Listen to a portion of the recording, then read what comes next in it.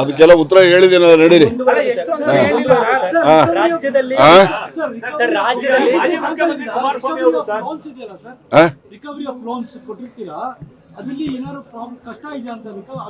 Recovery ಆಗ್ತಾ ಇದೆಯಲ್ಲ, 98% recovery ಇದೆ.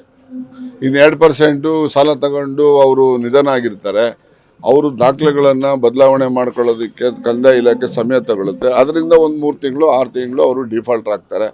ಅವ್ರ ದಾಖಲೆಗಳನ್ನು ಸರಿಪಡಿಸ್ಕೊಂಡು ತಂದಾಗ ಮತ್ತೆ ಅವ್ರಿಗೆ ಸಾಲ ಕೊಡ್ತಾರೆ.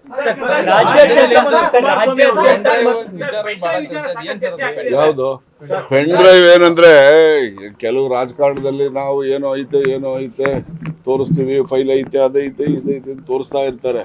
ಹಿಂದೆ ಎಲ್ಲ ಸಂತೆಗಳಲ್ಲಿ ಬಂದು ಅವಾರ್ಡ್ಸೋರಲ್ಲ, ಈ ಬುಟ್ಟಿನಲ್ಲಿ ಈ ಹಾವು ಐತೆ, ಆ ಬುಟ್ಟಿಲಿ ಹಾವು ಐತೆ ಅಂತ ಕಡೆಗೆ ಏನೂ ಇರಲ್ಲ ಅದರಲ್ಲಿ. ಆ ರೀತಿ ನಡೀತವೆ, ಅದಕ್ಕೇನು ಮಾಡೋಕ್ಕಾಗಲ್ಲ. ಮುಂದಿನ ದಿನಗಳಲ್ಲಿ ಏನಿದೆ ನೋಡೋಣ. ಬಟ್ ವರ್ಗಾವಣೆ ಬಗ್ಗೆ ಅಂತೂ ನೇರವಾಗಿ ಕುಮಾರಸ್ವಾಮಿ ಅವರು ಇಡೀ ಸರ್ಕಾರ ಇನ್ವಾಲ್ವ್ ಆಗಿದೆ ಅಂತಾರೆ. ಕುಮಾರಸ್ವಾಮಿ ಅವರಿದ್ದಾಗ ಒಂದು ವರ್ಗಾವಣೆನೇ ಆಗಿಲ್ಲ, ಈಗ ಮಾತ್ರ ಆಗ್ತಾ ಇದೆ.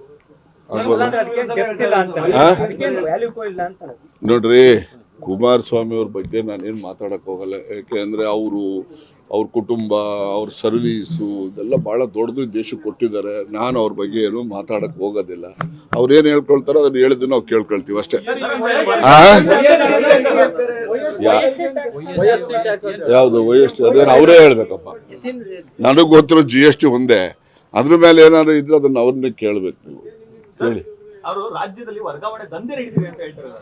ಅದೇ ವರ್ಗಾವಣೆ ದಂಧೆ ಅವೆಲ್ಲ ಸತ್ಯಕ್ಕೆ ದೂರವಾದಂಥ ಮಾತು. ವರ್ಗಾವಣೆ ನಡೆದಿರ್ಬೋದು, ವರ್ಗಾವಣೆಗಳು ಎಲ್ಲರ ಕಾಲದಲ್ಲೂ ನಡೀತದೆ. ಆಡಳಿತದಲ್ಲಿ ಯಾವುದೇ ಸರ್ಕಾರ ಬಂದರೂ ಕೂಡ ವರ್ಗಾವಣೆಗಳು ಅಂತಕ್ಕಂಥದ್ದು 6%ಗೆ ಮೀರಿದಂತೆ ವರ್ಗಾವಣೆ ಮಾಡ್ತಕ್ಕಂಥದ್ದು ಅಂತೇಳಿ ಆರ್ಡ್ರಲ್ಲೂ ಕೂಡ ಇದೆ. 6%ಗಿನ್ನ ಒಳಗಡೆ ವರ್ಗಾವಣೆಗಳು ಆಗ್ತವೆ. ಆದ್ರೆ ದಂಧೆ ಅಂತಕ್ಕಂಥದ್ದು ಅವೆಲ್ಲ ಸುಳ್ಳು. ಯಾಕಪ್ಪ ತಡ ಮಾಡಬೇಕು? ಜಲ್ದಿ ಬಿಡಕ್ಕೆ ಹೇಳಿ. ತಡ ಯಾಕೆ ಮಾಡಕ್ ಹೋಗ್ಬೇಕು? ಏನಾದ್ರು ನಾ ತಡವಾಗಿ ಬಿಡ್ತೀನಿ ಅಂತ ಹೇಳಿ ಇವ್ರೇನೋ ದಂಧೆ ಮಾಡ್ಕೊಂಡವ್ರೇನೋ ಕೇಳಿ.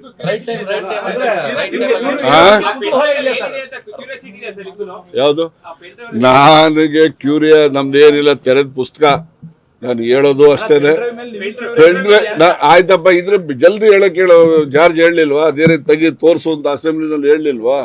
ತಾಕತ್ತಿದ್ರೆ ತೋರಿಸ್ಬೇಕಾಗಿತ್ತು. ಆಯ್ತು, ಅವ್ರ ತಾಕತ್ತಿದ್ರೆ ಇವತ್ತೇ ರಿಲೀಸ್ ಮಾಡಕ್ಕೆ. ಬ್ಲಾಕ್ ಮೇಲಿಂಗ್ ಅಂತ ನಾನು ಹೇಳಕ್ ಹೋಗಲ್ಲ, ಆಮೇಲೆ ಗೊತ್ತಾಗ್ತದೆ. Thank you. ಬರ್ರಪ್ಪ, 3 ಗಂಟೆ ಆಯ್ತು. ಊಟ ಮಾಡಿದ್ರೇನ್ರಿ ಎಲ್ಲ?